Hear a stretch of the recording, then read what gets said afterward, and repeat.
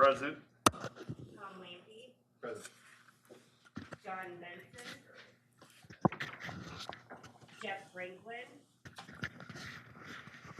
Andy Buffington. Present. Thank you for using the ICN conferencing service. Enter your conference code, Present. followed by the pound or Michelle Bischoff. David Ness. thank you. Jason If Leonard. you are the leader, Here. press star now. Rob Rutter. Please Here. enter your leader PIN. Michael Casper. Here. After the tone, state your PIN. Carolyn Smith. Thank you. To start or join your conference, press 1. Larry Okay. Smith. Present. You will now be placed into conference. After joining the call, to record the conference for those who may miss this call, or for future playback, press star 2. Angela Clauser. Present. Is there anyone on the phone? Do we have any board members that are on the phone? We've got a pretty full house here today. Shouldn't be a whole lot. Okay. Okay, if you want to do the introduction of board members, We do starting have on a the forum, end. obviously. Jeff Swearingen, Iowa Department of Natural Resources. Andy Buffington, Winnebago and Hancock County Emergency Management Communications. Larry Smith, Kika County Emergency Management. Marty Smith, Iowa Department of Public Health. Jason Leonard, Waverly Police Department. Tom Lampy, DPS. Chris Myers on the SWIC. Sandra Black, Iowa DOT. Patrick Updike, Iowa Department of Corrections. Mike Casper, Lynn County Sheriff's Office. Rob Rotter, Iowa County Sheriff. Ellen Hagan, Volunteer Firefighters. Angela Clauser, Panorama Schools. Is there anybody on the, oh, John, sorry. And Dave, and Michelle.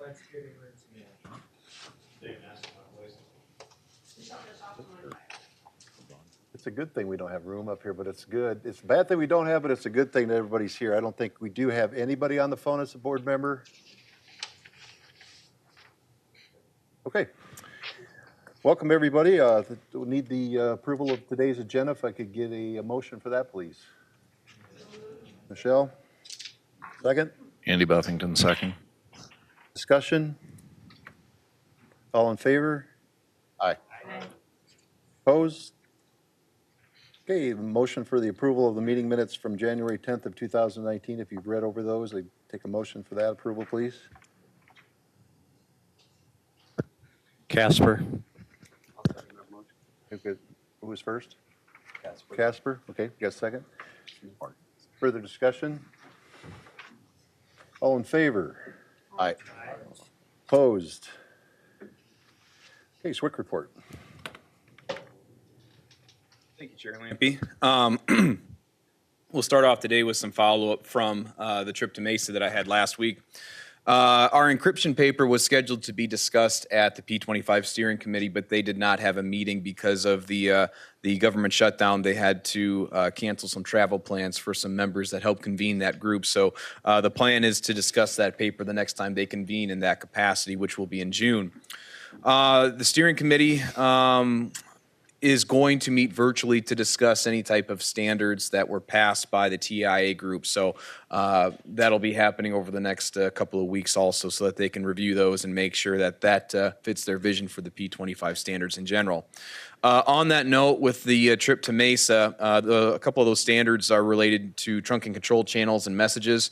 What they did there was some tidying up of the standards. They had 4 or 5 different addendums that they merged into a new section within that standard to kind of clean it up a little bit. They also removed some language that was obsolete and based on previous systems that are no longer in existence or needed. So that is some of the work that was done with the TIA group. If you're curious, though, we've been able to convince them to host the next TIA and TR8 meeting in Des Moines. That'll be at the Hilton downtown, the one they just finished, if I remember right. I don't remember the date off the top of my head, but if you're interested in that information, I can certainly pass that along. The P25 User Needs Subcommittee had a nice presentation from Ron Parks of the Phoenix Police Department on the success of their interoperable radio system and how they've made things work for them. Their system is very similar to ours. and how it's built and the overall backbone behind it. Based on what he presented for best practices, I want to relay to the group that the policies and the standards we've enacted so far fit very closely in what they found works well for them. So I think we've made some very positive strides in making sure that we have things in working order before the system is live. So I do, again, want to thank everybody on the board and on those committees for their work and attention to detail and making sure that what we're doing fits best practices that we found elsewhere across the nation. An update on some status board work. That's that program that'll help users have awareness of what's available at the PSAP level with regards to talk group resources. It sounds like we will probably have some papers to sign as far as language with Minnesota by the end of the month. That's good. We've been working on this for a while now, and I think maybe one of the last pieces of information we had to sort out happened the other day when they asked me whose name to put on the MOA. So we're making good progress there. Once we have that signed, we'll get the baseline source code and how they have their configuration file set up, and we'll be able to mold that to fit what we need for our user base. I do have some unfortunate news to pass on. Follow up from last month when the Operations Committee chose to pursue some grant funding. Our NOI for that grant was denied, so unfortunately we won't be getting that revenue to help us with that STR update. Is there a reason? Did they give a reason? They said at this point they're not going to focus on communications projects in general. So we'll see what ends up getting approved there. My suspicion is that there were probably more communications projects that were submitted, and ours fell in line with a lot of those other ones. Some follow-up work with interstate interoperability. We've had meetings regularly now with Minnesota, Illinois, and Wisconsin.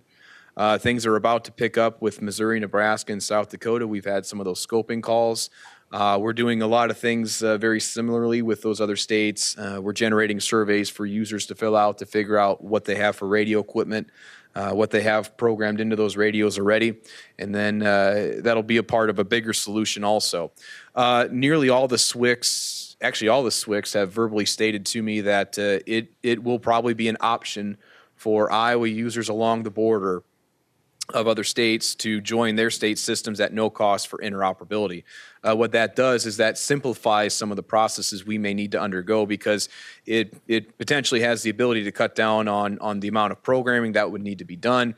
It would cut down on the number of processes in order to make things work, and it would just add a nice element of simplicity to everything. So we've had some very positive feedback from that. With respect to Minnesota, we're actually having two agencies, one from Minnesota, one from Iowa, go through the process of actually working with the neighboring state, joining their network for interoperability and seeing what that would look like. And we've uncovered some nice things as far as progress goes and what we need to do to make sure it's effective. And it's getting to the point now where some of that MOA language is being modified so it fits us on their system and vice versa. So we've made very, very positive strides with that. Otherwise, that is the gist of my report. I know we have a packed agenda today, so in the interest of brevity, I'll leave it at that and take questions.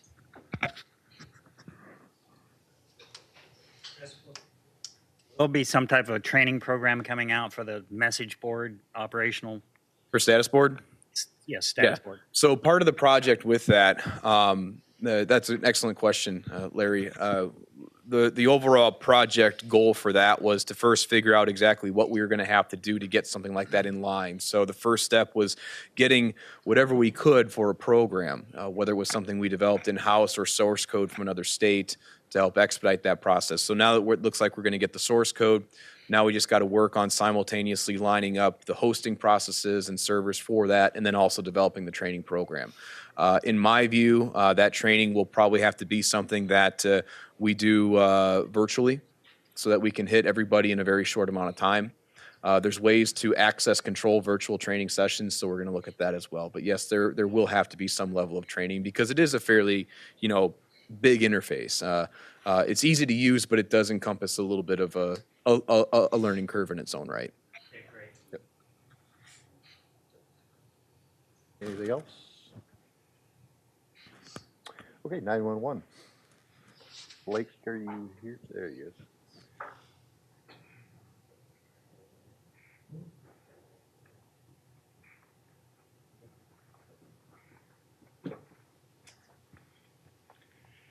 Good morning from the 911 meeting. We went over the quarterly expenses and revenues of the 911 program, as well as discussed the 911 annual legislative report was submitted last month as well. We covered a lot of ground today, so rather than kind of recapping that, I'll just kind of pique your interest, and if you are interested, go back and watch the YouTube video of it.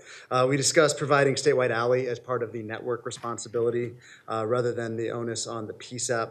Talked about the National 911 grant application, which we will be applying for, which is due in April. That should bring about an extra $2 million into the state for federal grant revenue. Specifically, we'll be using that for the virtual consolidation projects, which basically will allow some of that money to be used, less of the state surcharge money to be used for those projects. More of the surcharge ultimately filters into the PSAP.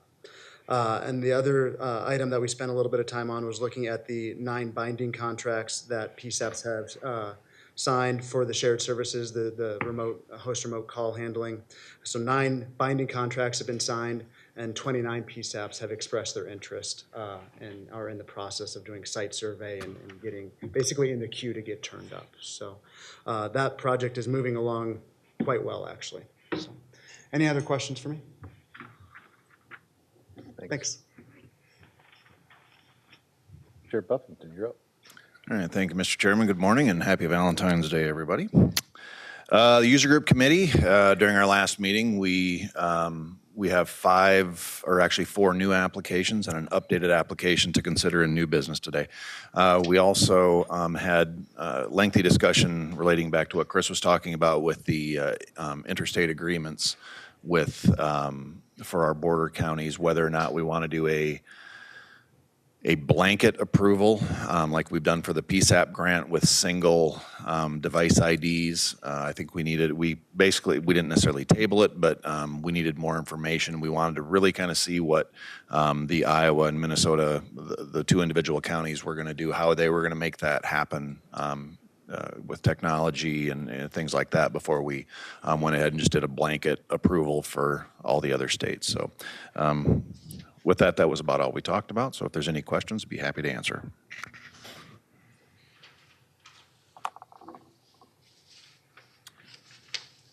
Okay, thank you. Finance Committee, Chair Hagan. Monthly net expenditures during January for the interoperable and broadband communication funds were $8,814. The January ending budget balance was $214,153. Monthly expenditures during January for SLIC P 2.0 were $12,470. Of that amount, $9,976 were federal expenditures. The remaining federal amount available from the grant is $123,365. Does the board have any questions regarding the activities? Thank you. Thanks. The governance. Good morning. We had our monthly conference call last week. We're presented with 4 standards, which you will see we'll be addressing under new business, security equipment sites, trial communication, change management, notification, system change, and outages. I want to thank Chris and Holly for getting on the call and actually editing it on the fly. And then we actually did return one kind of temporarily back to standards because we made some sizable edits to it, but did not change the intent, just provided some clarification. So a blindingly efficient meeting once again out of our group. So if you have any questions or not. No? Perfect. Thank you. You doing hers? Okay, operations. Thank you. The Operations Committee met and we discussed the notice of intent that Swick Myers mentioned, the grant that was not awarded or allowed to go forward. And we also provided feedback on the air-to-ground policy for the Technology Committee. Any questions for Operations? Thank you. Good, thank you. It was your first meeting, wasn't it? You're good, yeah. All right. Outreach. Chair Hagan. report pretty much the same. We continue to send out all the updates and information that I receive to my contacts across the state.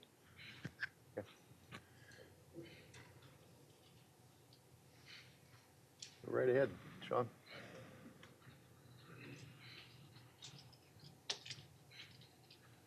All right, so just a couple of adjustments on the Regional FirstNet Forum. That date is now looking like May 29th, May 30th.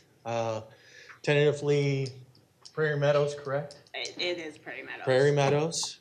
Holly's been working diligently on logistics as well as Swick Meyer on making sure this happens. As you can imagine, working with AT&T, FirstNet, logistics with the vendors, everything else. Lots of balls moving, trying to get this buttoned down. Based on the last meeting and the FirstNet meeting that happened earlier this week, we buttoned it a little tighter. An email will be going out about that with that I think will be presented in front of the board for monetary review and so forth. Beyond that, that's what we've been really focusing on, that and just general updates.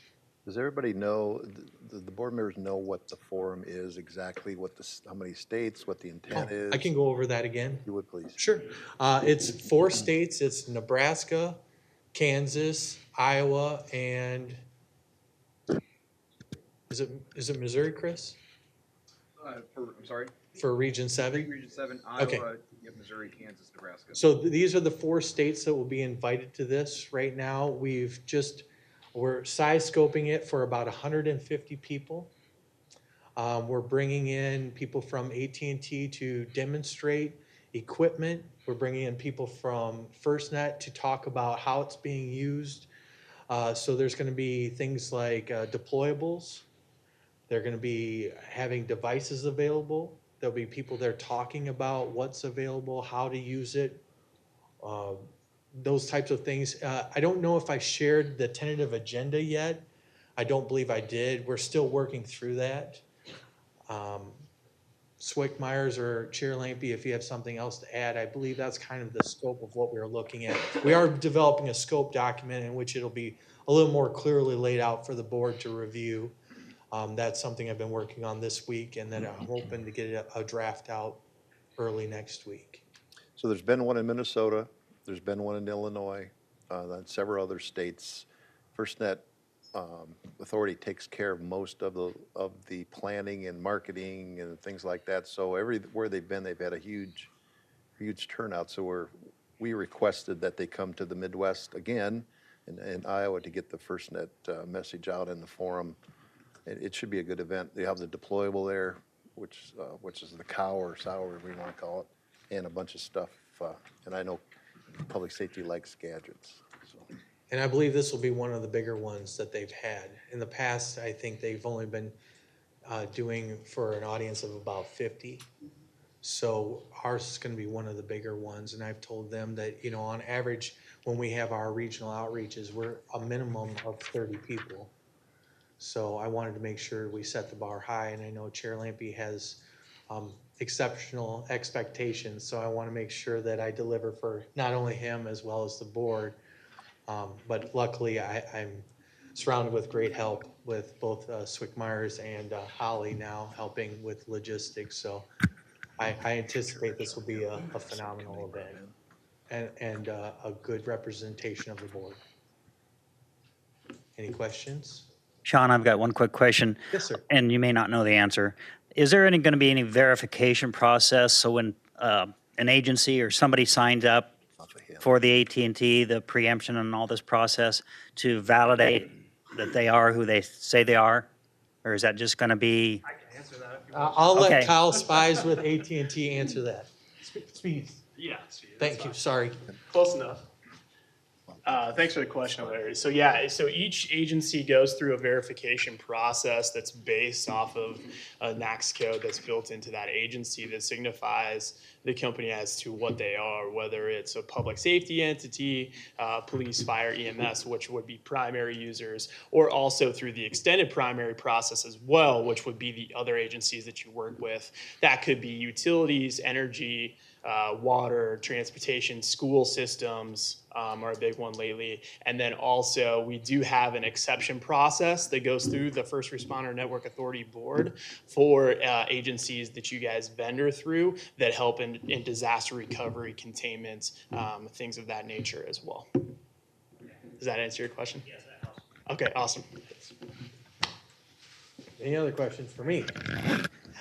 Hey, you know what? I surround myself with great people, so my life is way easy. I'm going to expand just one little bit more. The Okay. Broadband Subcommittee for FirstNet is now reconvened under, I started my direction, if you remember, the FirstNet Broadband Subcommittee was the committee that approved the signing up for the governor for the 5th in the country for FirstNet to join. That committee is now regrouped, new members, new chair. Our chair is Michelle Bischoff, and Jason Hoffman's the vice chair. The SWIC is on it, I'm there. So it met Tuesday. And if you'd like to report, I won't put you on the spot, but you can if you would like. But the intent is for that to be on the agenda so you can report each month of what the progress is. But the progress is that's a conduit for users to get through to the committee and meet with the committee if they need something, to bring concerns to, if the board needs to approve something along on the FirstNet initiative. So it's a conduit for users is what our intent was. AT&T shows up, they put on a nice presentation on the status of their network in Iowa, which I was very impressed with on the progress. I believe we're at upwards of, I think they've got 220 some to build. There's sites coming up every month. So I think they're ahead of progress, is what I've been told. Don't steal my thunder too much. Yeah, I don't want to take your whole presentation away because I will ask you that. All right, so yeah, if you have anything additional, you can, or we're good. And then I'll make sure that we've been circulating contact information to make sure that if you have questions, we want to make sure that we get you right to the right resource, whether it be AT&T or FirstNet to answer your questions. So in our newsletters, you'll continue to see contact information so that you and your agencies, if you have questions, that you don't have to wait for us to get back to you. We'll plug you right into the right people. Okay. All right, thank you. Move on to the training committee. I think Chris is going to take care of that one for us today. Yeah, I can take care of that, Mr. Chair. The training committee, I missed the phone call to get things started, but we started an email chain to get it going. I was on the road and trying to make sure that I made a meeting in time, and I missed the phone call. We have submitted our TA asks to what is now ECD. They include the PSAP cybersecurity webinar. That'll be coming. I'm assuming these will be granted at some point. And once we know that these have been granted, especially with the PSAP cybersecurity webinar, we're going to coordinate that very closely with the 911 Council and the 911 Program Manager to make sure that we can try to get every PSAP possible on that webinar so that we can all be apprised of any cybersecurity issues or best practices that may have been discovered. Jim Lundstedt will probably elaborate a little bit more on that. We've also submitted for a COM-L and a COM-T and an incident tactical dispatching at this point. And we're also going to look at the possibility of meeting to refresh some parts of our skip. If you remember when we did our skip in 2017, a lot of it was focused around the dawn of the statewide LMR network. Well, now that that's basically here, it seems like it would be a good time to do a small refresh of that and see if there's anything we need to change in that language around that skip and the new statewide network. That's basically the gist of it. We're looking for a chair as well, so if any board members are interested in taking that position, please let me know. Okay. Move on to technology, Chair Updike. I'm going to burn the clock here a little bit, so. We're ahead of schedule, so go ahead. Okay, so the Technology Committee met on January 24th, February 5th, February 6th.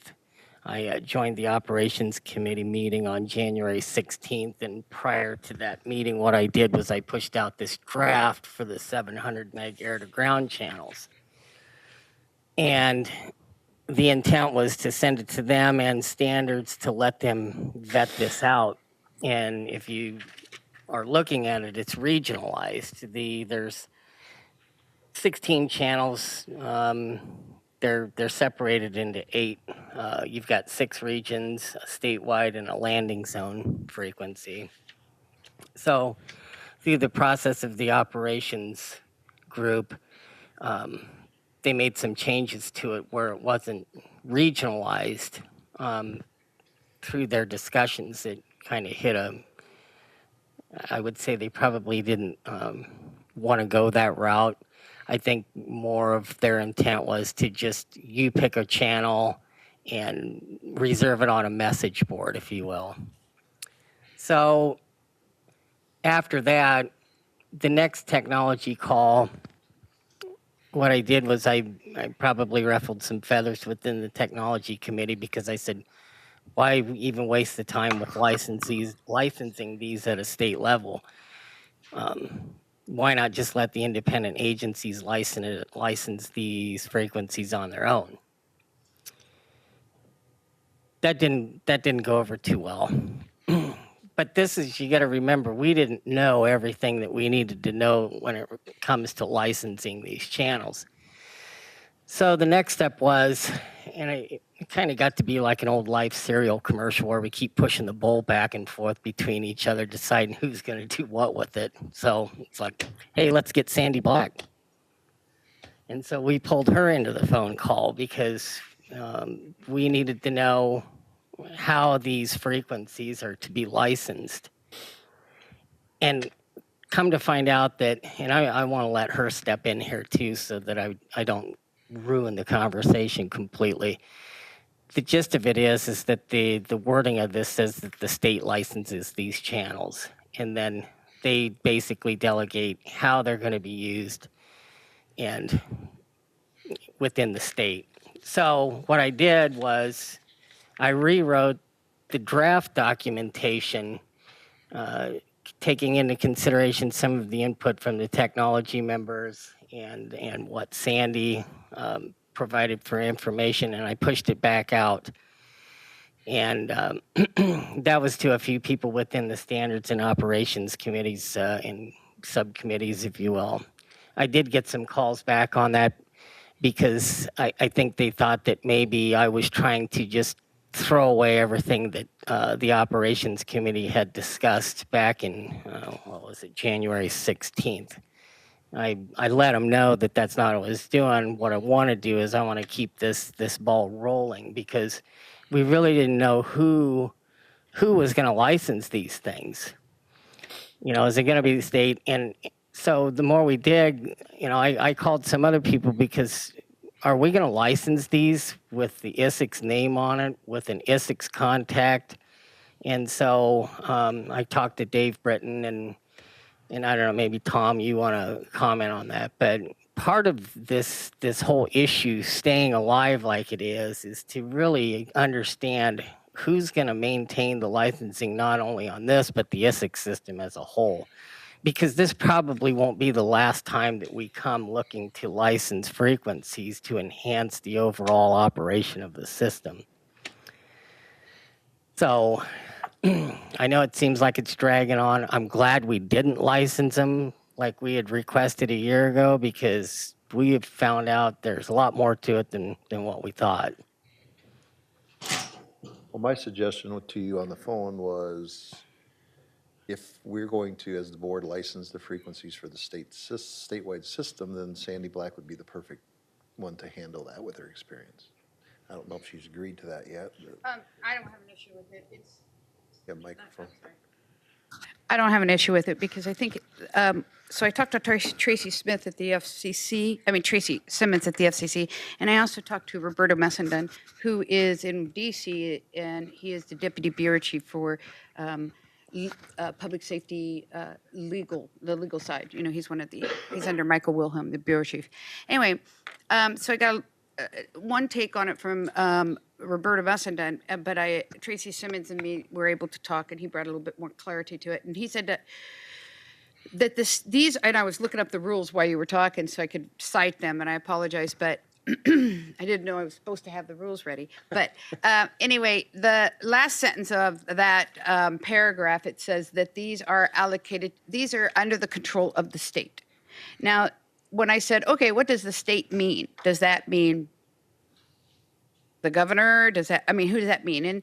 And they said that it's whoever the governor appoints to be in control of those channels.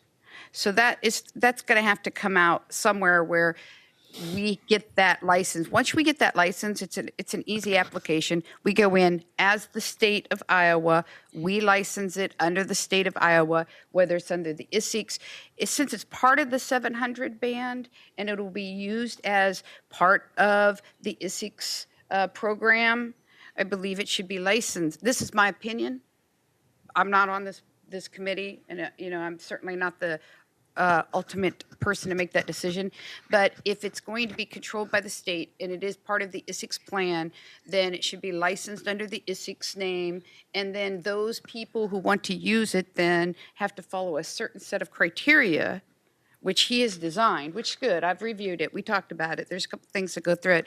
But it's probably the best way to manage kind of the, and I don't want to say loosey goose, but the kind of the ambiguity that's left by them saying in the FCC rules, licensed to the state. I think that's the best way to put it. But yeah, I can apply for the license and do all that. I hope that answered your question. That did, actually. Sometimes we struggle with giving board members assignments with stuff that are very technical. Unfortunately, fortunately, we have somebody like you and Patrick that could handle that. And if you're willing to do that, I would suggest if we have to get the governor's blessing, I can help do that.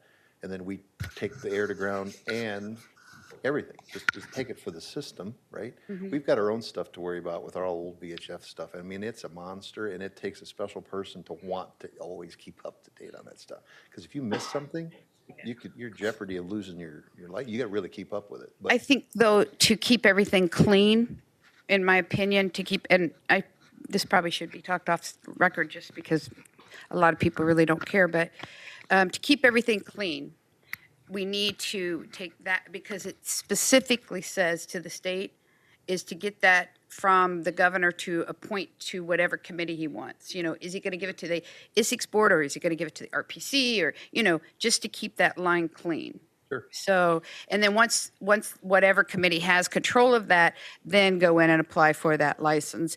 And by the way, these even though the state is in charge of the channels, it does not mean that other users can't use the channels. Right. They just need to be able to align up, sign a memorandum of understanding. They're going to abide by these rules laid out, not just our rules, but the FCC rules, right? Because there's a certain limitation on how far they can go and what the power is. So that has to be understood up front before they are allowed to use our license, because we will have one license. And they also have the latitude of getting their own from the pool. For air ground? No, just in general isn't there a general pool of 700 that they can get also if they don't want to use the state frequencies for a county that wants to build? Well, I was only specifically talking about air ground, okay? Air ground are set-asides outside that pool that are allocated just to do this type of service. If they want to go to the RPC and get RPC channels out of their allocated channels, they can't use them for air ground. Those are set aside already. Because that's not the way that works.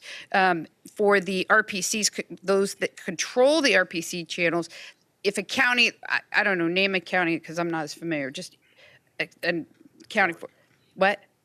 Warren County has an allocated set of frequencies from the pool, the 700 megahertz pool, out of the RPC. They have to use them. They can't use Polk County frequencies. Right. So, but they also can't use those channels for air ground. That and air methods would just be on a never-ending task of programming everybody's individual channels in, even if they thought they could do it. So, and that's why this is all planned out. I know there's some I don't want to say consternation or whatever within operations, because that's probably excessive, but they need to remember this when they're coming up with the operational side of this and as well as standards, and I'm not, I told the one individual, I'm not trying to derail what operations is doing. Just be mindful of it when you push this stuff. And I hope they do push something back to me because I don't want it coming to the board without me seeing it and going through this again. I would prefer that they stick with the original plan. And we've had some change of heart within the technology committee. They're starting to see more of the purpose of this than to just water it down and hope that, everybody plays nice. So, whatever they do, that's fine. Just push it back to technology so that we can vet it out. Okay, yeah, get us something we can work with here. And so I see two things, the air-to-ground and the statewide system management, right? Right. Right. And we think we would like the board to handle that. So we need, according to the rules, the governor's office to designate someone, which I believe would be the board, and then we can push it to a committee. Is that accurate? Okay. Thanks. You bet.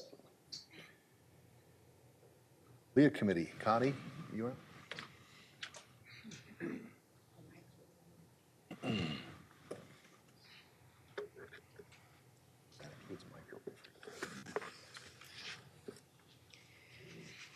The first meeting of the lead committee is scheduled for February 19th, next Tuesday, and it will be on the third Tuesday of the month thereafter.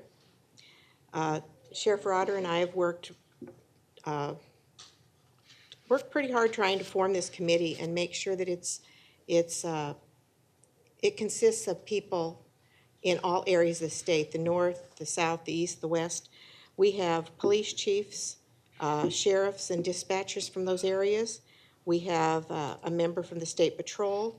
We have technical folks involved. We have the SWIC and the deputy SWIC. If anybody isn't sure of the purpose of this committee, the purpose is really to try to make a graceful transition between the old LEA and the new microwave system. The reason for this is because the old copper that the LEA is traveling on right now, what they're using is unreliable, and it's being retired.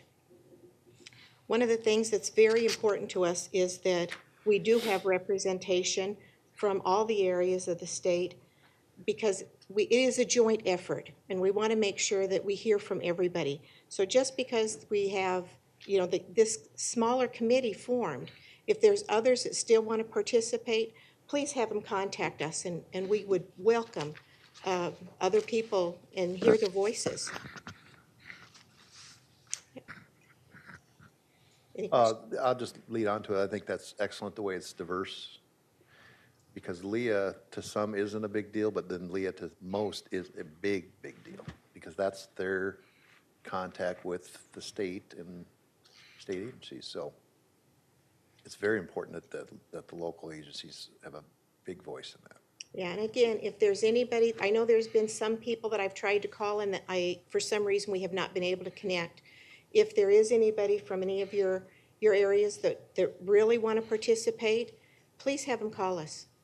We're open. And that's next week? Next week, next Tuesday, and then it'll be the third Tuesday of the month thereafter. Okay.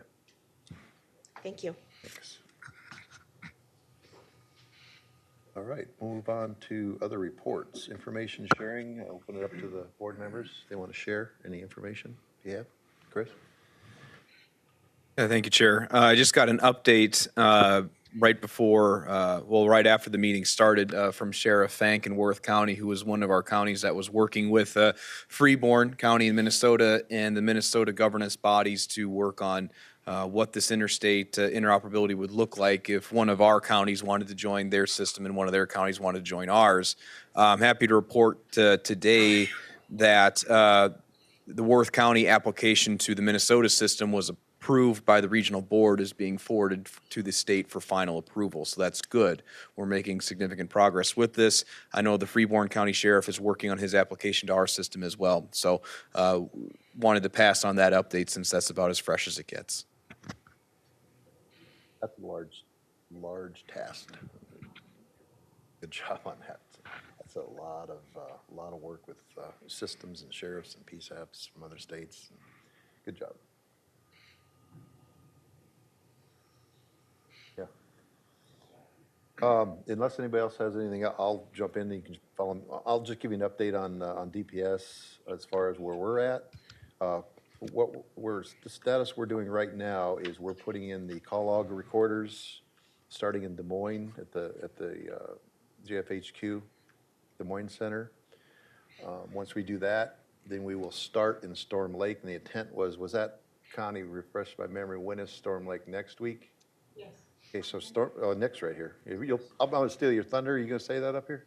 I was going to touch on that, yes. Okay, I'll just give you a quick one then. So the DPS is putting in their councils at their centers, they're making a round to do it. I think Des Moines will be last to get that done. And we're also preparing a webinar for our own people, like a 30-minute go-to meeting webinar for everybody to view as a refresher on what we trained them on in the late fall.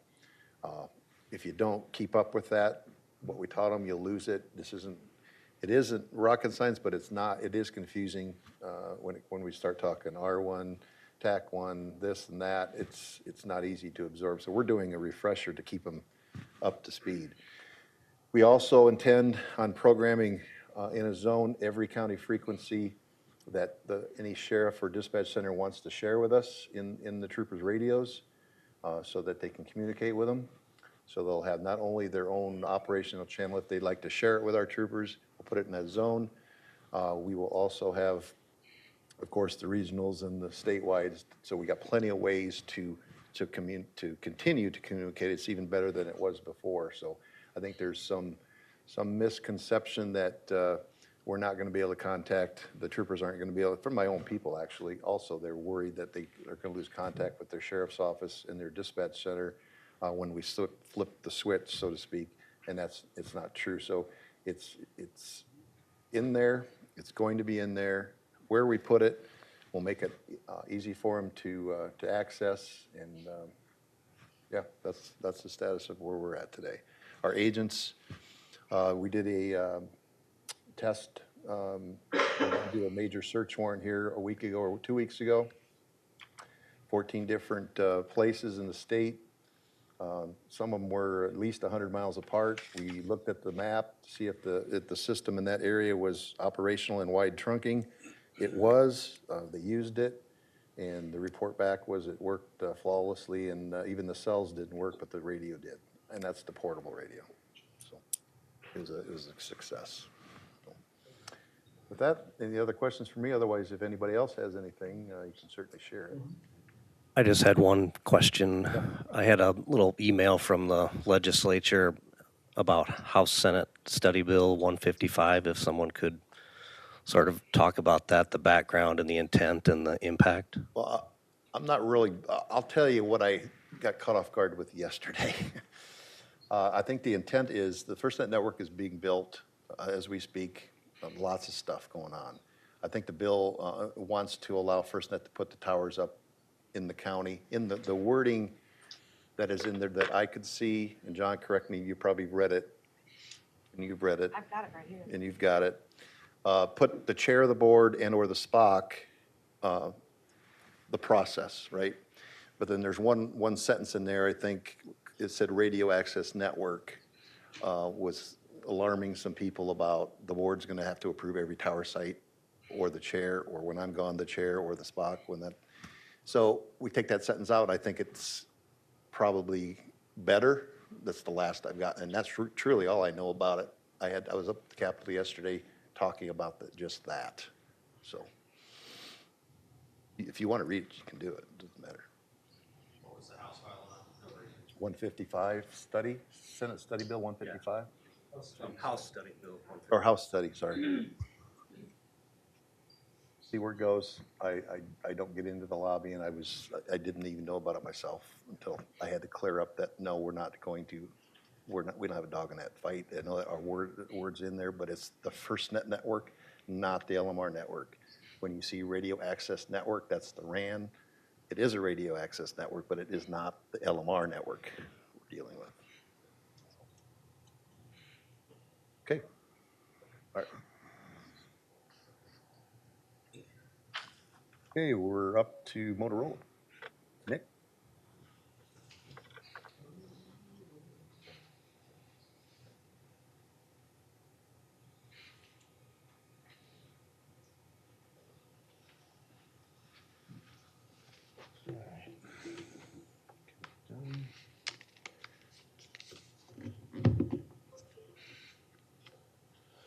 Okay, morning.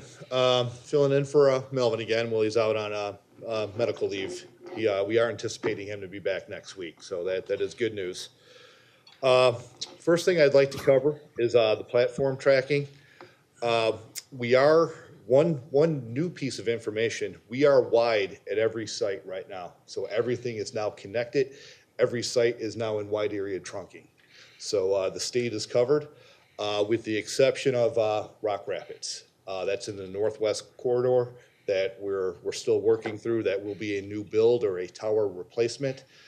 One thing to add to that, we have ordered the hardware for that. It is on order. We are expecting it to ship in the coming weeks, and I would like to ship it on to site if possible. I think the issue we're going to run into here is the weather. I mean, it's still cold. There's a lot of snow on the ground, so I'm not sure if it's going to make sense to bring that tower to site, or we're going to have to store it temporarily here in Des Moines and bring it back out there once the weather's a little more cooperative to get that site built. So this is just a quick summary. The one active build, we do have Hardin. It is up live and in wide trunking. There is still some cleanup there. We need to do the fence. We're working with the local city to get that worked out and get that wrapped up once the weather breaks. And then we will start the Rock Rapids location here. We're anticipating within the next month, once the weather breaks, we can get the foundation in and so forth. Hopefully we get that to align with the tower and get that stacked and built quickly. But we do need to have a little more cooperation on the weather. Okay, this is just a quick update on for the coverage testing. I mean, we are going to bring crews back out here in the coming weeks. Just this slide is pointing out one thing that we will not be able to cover is basically the 4 counties or 3.5 counties up in the northwest until we get Rock Rapids completed. That's the area that's highlighted in the upper left. Okay, sorry about that. I kind of touched on this. The one build to start in the near future, that's Rock Rapids. Following that, coverage testing, we are going to jumpstart that again this month. We did have some weather delays. We had them out here a couple of weeks ago. The weather wasn't very cooperative. We are planning on bringing them back either the last week of this month or the first week of March, assuming the weather cooperates with us and we can get them back out here and it's safe to go drive a lot of the back roads and get that moving again. I think Tom mentioned we are working on the logging integration. We did solve the logging issue that we ran into at JFHQ, ended up being a parameter issue. So we do have that resolved. We talked a little bit about the DPS dispatch cutovers. So we do have one planned for next week. We'll have the teams out there early next week to get their logger ready and running. We will follow up and have the consoles installed. So by midweek, we'll have our first one done, and we will continue to schedule the other ones to follow. As you did mention, we are working, it's kind of going on the outside in. So Des Moines will be, or JFHQ will be the last location that we bring everything into. So that is progressing. Last bullet here, just kind of just an FYI. We are preparing for the latest system upgrade. We are working with our engineering teams to work out the details. One note here is we will need to go through a database freeze when we do this. We basically pull the database out of the current core today.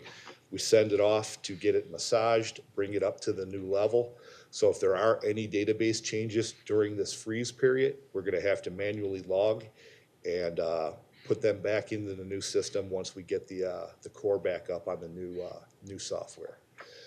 So we are working through those details, but we expect that to happen here in the next couple of weeks, probably early March. First week of March is our target to go into that freeze, and we'll get a lot more details out before that.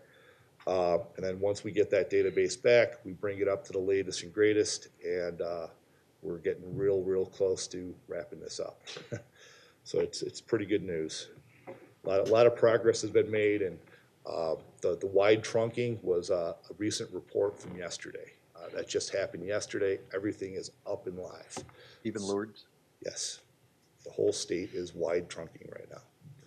So I want to just hit on one real important thing. When you said DPS cutover, I want to make sure that everybody understands that we are not, just because they're done at the center and they say the word cutover, that doesn't mean we're using the system. We are not officially cut over to use the system. We are cutting over with the new councils and using the old system on the new council. So please don't interpret that today that a cutover means DPS is now flipped the switch, we can't talk to them or whatever. That's not the case. We will let you know exactly when we're switching over. Excellent. And that's got to time right with the contract obligations, the consulates, at the PSAPs. All that's got to come into play here. So cutover means you're putting our new stuff in, but we're using the old and the new on the same screen. We're cutting over to the new hardware. Yes, thank you. Hardware, yeah. On conventional, correct. We still have to drive test some of those areas up there, do some confirmation. We are Even not. my own people think we're cutting over. Thank you. I know we had a little bit of confusion on that last week, so I appreciate that clarification. Nick, will locals be able to have access to the coverage testing grid results and maps? Sure. I guess I'm looking towards Tom, but yeah, I think that could be shared. I mean, once we get this information together and final reports, absolutely. So if it's been completed, we just get a hold of you? Sure. Okay, thank you. If I may add to that, Chair Buffington, those files are going to be massive. If you think about the number of grid points in every county and the parameters that are in each grid point, the one thing that we'll have to figure out also is a very efficient way to try to get that to someone. If we just send it to them in PDF format, there's going to be so much stuff on that PDF that it will be large and it will never render properly on a computer or probably make it through an email server. So we'll have to figure out a way to distribute that somehow. There's probably a way to do it. We just haven't found it yet. I just want to see a Set up map. a shared drive or something. We can help with that. I really just want to see a map with grid points of my counties with pass-fail for each grid point. I don't need all the data. Perfect. That simplifies. Something I can share with my locals, because we start going all sorts of data sets, you're going to lose them in the first 8 seconds. That simplifies it quite a bit then. Thank you. Are local enhancements going to delay any of the drive tests? No. Okay. No, I mean, we're testing the state side, So you're not going to wait for any local enhancements in Montgomery County before you drive that area? No. Okay. Not part of the contract. Yeah. Okay. Any other questions? Okay, thank you. Lundstedt here today? Jim's here.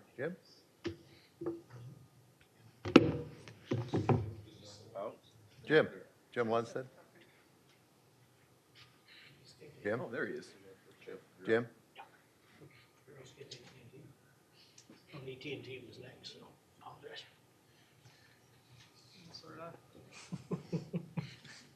Good morning. First, just a very quick thing that won't mean a lot to you. The old OEC is no longer, I'm now part of the new Cybersecurity and Infrastructure Security Agency, and the Emergency Communications Division is now elevated to be a peer with our cyber and protective security areas.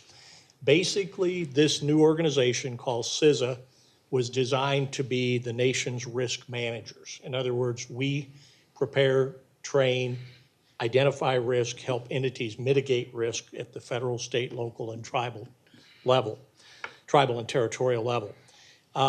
Just background, after most of us were furloughed on and off for 35 days, I don't have a big detailed briefing for you, but I'll give you just a couple of snapshot things, one of which builds on what Swick Myers mentioned. We identified a series of malicious Chinese cyber actors back in April of 2017. United States Computer Emergency Response Team, US CERT, which is part of our NCIC, the National Cyber Watch, has held a series of webinars over the last 6 weeks. We have now identified and mitigated for those entities who were affected, and it did include supply chain and many of the 16 critical infrastructure sectors, including communications.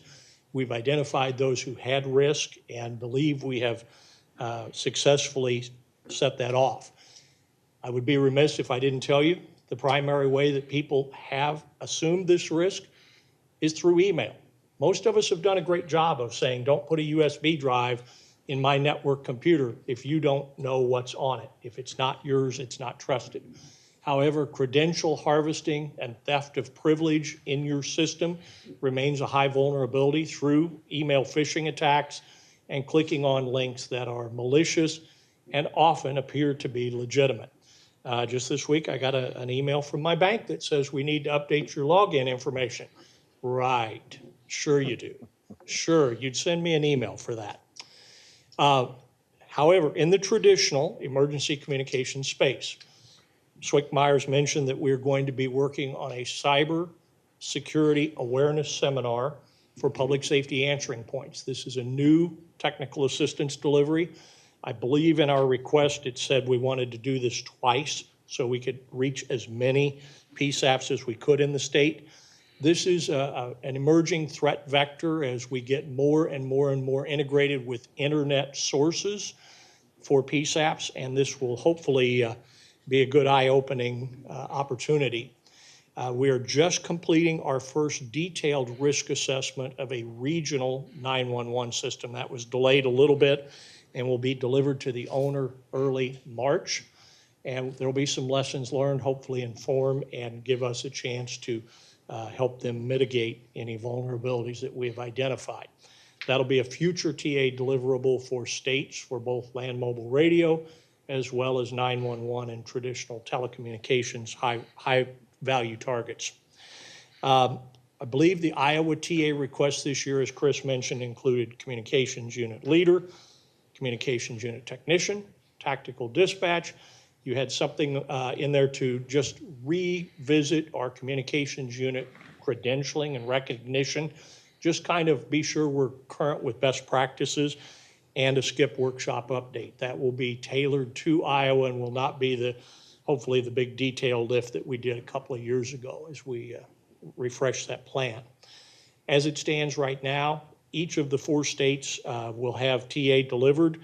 We'll start actually announcing the selections next week. I have a meeting this afternoon to do that. I will tell you that we just released the Kansas City Regional Electronic Tick Fog. The second one for this region went live on Apple and Google today. We look forward to working with Iowa once your system is mature and you have an interoperability matrix that fits into a field operations guide that can be both printed and developed as an app. We've learned a lot with that Kansas City strategy about how to distribute, how to secure, how to manage through a user agreement. I think it will be useful for you when the time comes. That said, that's all I have today, sir. Any questions for me? Good to see you again. Yeah, it's surprising to be back after 2 months of missing. Yeah. Thank you. Thank you. Kyle, I apologize. Oh, no worries. I was wondering, why, Jim, why don't you stand it up? Now I know why he wants to stand up. Go ahead. Thanks. Sean, were you able to figure out my slide? Yeah. Maybe.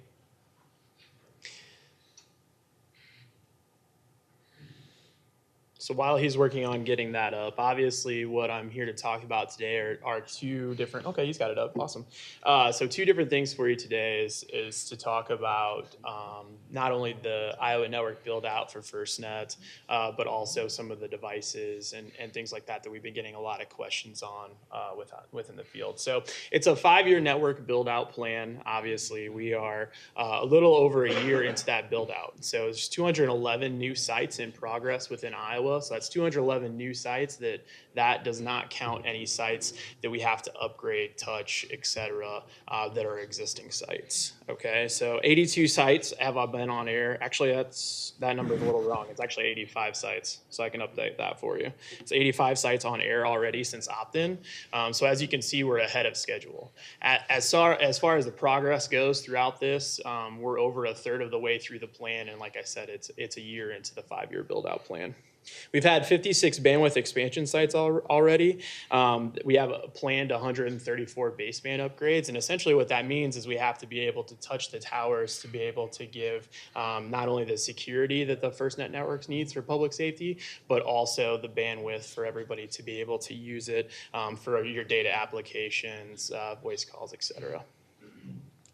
Some of the recent sites that have just come on board in January, we have a site that went up in Clinton, Iowa.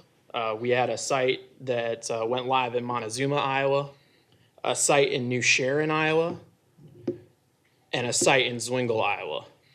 I also did want to highlight 2 sites that went live in Illinois that helps with some of our coverage on the Iowa-Illinois border, especially with River, in Hoople, Illinois, and Cambridge, Illinois.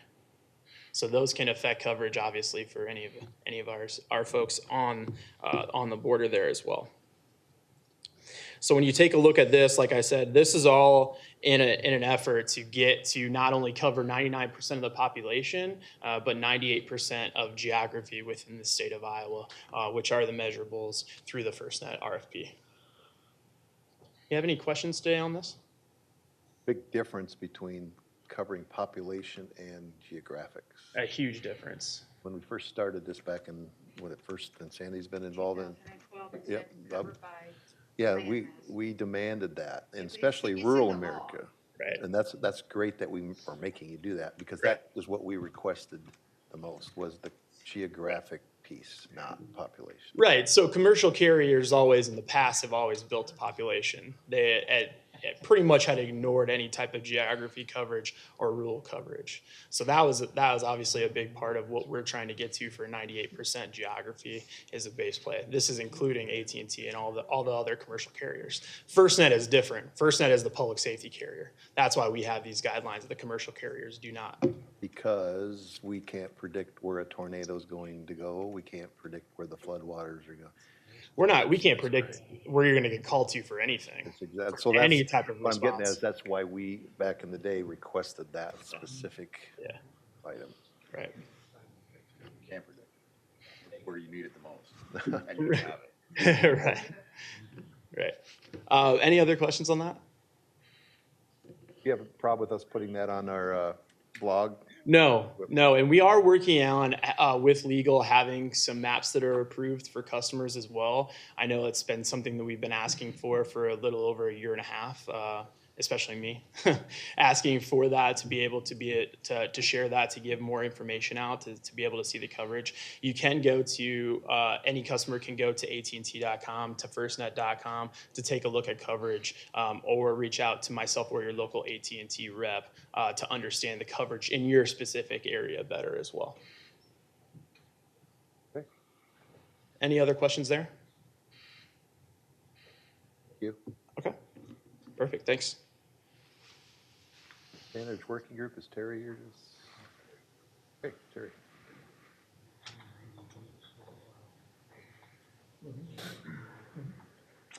Good morning. Hey, Terry. You have 4 standards before you today for review. We are nearing the end of the initial run through the pertinent standards that we've had. Currently, I believe we have about 61 on the website, and so we're still moving quite along. It's taken about 2.5 years to get where we are. We have user feedback available to us, and as we need to, we access different standards if we have feedback on those. So if we ever do get somebody that needs to have more information or needs to give us some feedback on changes, we are readily available to make that option for that. We have several compliance standards, which is Section 7 on the website. You'll see that are being under review this next meeting. Next meeting is the 26th, and we're happy to have anybody else join us for that meeting. Plan is to review standards in Section 1 after 6 months of implementation. Once the system is accepted and such, we'll be continuing on to make changes as we need to make make sure the standards are applicable to what we need to do for work. So other standards in Section 2 we'll do as we need to as well. And then I've got an announcement to make that Ann Roth is no longer with us on the standards group after 2.5 years. She's moved on in her employment, and so she won't no longer be a part of our group. So. Well, it's a good time that you're about done, right? Yes. Why did I go off? Okay, yeah, thank you. You bet. Thought I had it on silent. Okay, I think we back up just a little bit. Chris would like to update back to the operations side on the councils for the PSAPs. Yeah, we forgot to throw that in there before. We've placed orders for basically everything. We had to put a pause on one of the orders for some of the equipment because we discovered that there was an incompatibility with a certain type of equipment that was already deployed in the field, and it may put a PSAP in an awkward position of having to spend a little bit more money to get it incorporated into their consoles. So we put a pause on, I think it was 5 individual orders of control stations, and we have a path forward to kind of alleviate those concerns. It shouldn't delay the process all that much. I know the coax, a lot of it has been delivered to second Ave storage already along with the antennas. The question was posed to me the other day about what's all this wire for. So the equipment is starting to arrive. The actual control stations and consolettes, they haven't been delivered yet. I haven't been given a hard date on when all those will arrive, but I expect them to be here within the next few weeks, hopefully. So that's good. As far as the ones where we found the incompatibility, I think we've got a path forward on that, and I expect to have an idea on where to go with that as far as ordering any type of changes by Monday or Tuesday of next week. So otherwise, things are humming along nicely. All right, thank you. Okay, we're moving on to wind farm. Chair Black. Yeah, thanks, Tom. So I'm going to give you an update on where we're at with the wind turbine farm issue. There was a impromptu meeting with the Iowa Utility Board last week. Isicsb now has a seat at the table when wind farm applications or documents are reviewed. This will help Isicsb assess any impact concerning large wind farm buildouts and how they may be affecting our existing microwave backhaul, the Isicsb backhaul.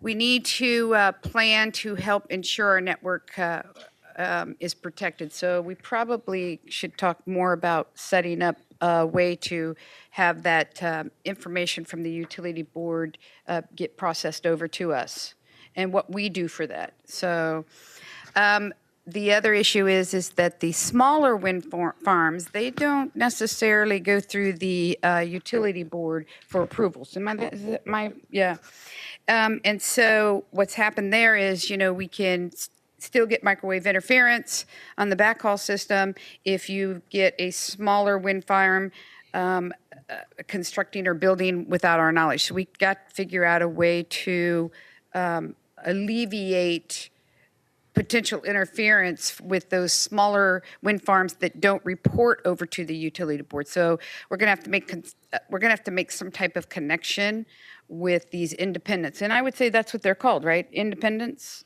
They're not a big small the small co-ops. So that's where we're at with that. Chris was able to make some contact with Mid-America and some of the project directors, and Melvin and Greg. That put him in touch with Melvin and Greg, and sent over all the FCC applications and microwave paths to them. So hopefully that'll be beneficial. Yeah. Of course, any changes that are still occurring, that'll have to be, worked into that. So I think that there was some contact made between Alliant and IPL, which is the Iowa Light and Power. And they're going to put us in touch with their project managers so that we can follow that along. Also, there was some feedback on the Crystal Lake repowering project. And I'm looking to him because he's kind of wrote this up, so I apologize. So there's a lot of things going on, a lot of good things going on, and we've made a lot of progress.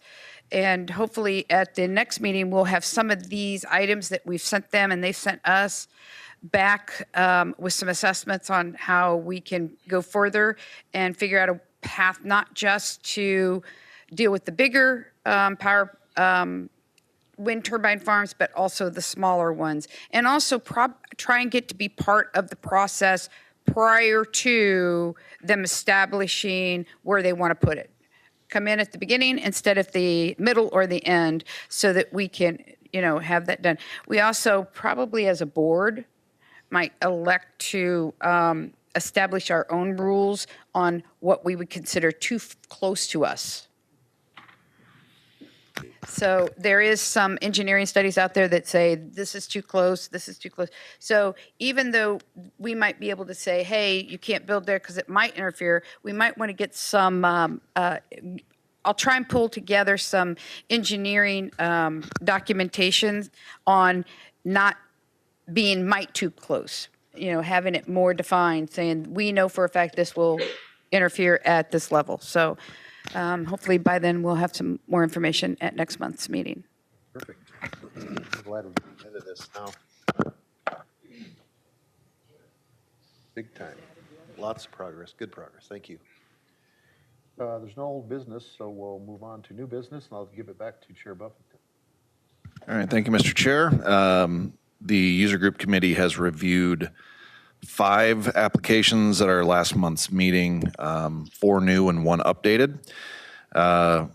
Region 6 LEPC, which represents 9 county emergency managers in eastern Iowa at level 1 as a new application. Scott County Health Department at a level 1 interop only. Cass County level 1 interop only. The Iowa Association of Municipal Utilities, which took a lot of phone calls before that application went through, at a level 2. And then Waukee Schools updated their application from level 1 to level 2. So this comes as a motion from the user group committee to recommend approval for those 5 applicants. I have a motion. I have a motion for Region 6, Scott County, Cass County, Iowa Association, Waukee. I have a second from Dave Ness. Is there further discussion? All in favor? Aye. Opposed? Motion passes. Thank you. Governance, new Isicsb standards. Thank you. As Terry mentioned, you do have 4 standards that were shipped to you, the board members, via email, along with the meeting announcements. Obviously, they have come up through the standards committee, reviewed and approved by the governance committee. So you've got first one being security equipment sites, second, travel communications, third, change management, and the fourth, notification for system changes or and outages. If there are not any questions with it, I would offer a motion to approve the 4 standards as presented. Okay, a motion for security equipment, travel communications, change management, notification for system changes and outages by Mr. Benson. Do I have a second? Second, Casper. Seconds, Casper. Any further discussion? Yeah, can we get a roll call? I didn't have adequate time to go through these. Okay, so a roll call, Holly. Jeff Swearingen. Patrick Updike. Abstain.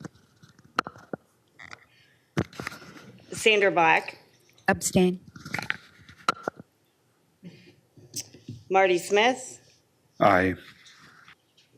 Tom Lampy. Aye. John Benson. Aye. Andy Buffington. Aye. Ellen Hagan. Aye. Michelle Bischoff. Aye. David Ness. Aye. Jason Leonard. Aye.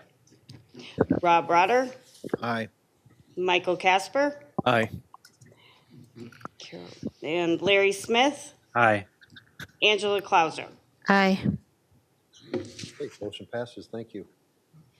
We are now on to the public comment section. If anybody would like to join the podium here and address the board, you're welcome to do so at this time.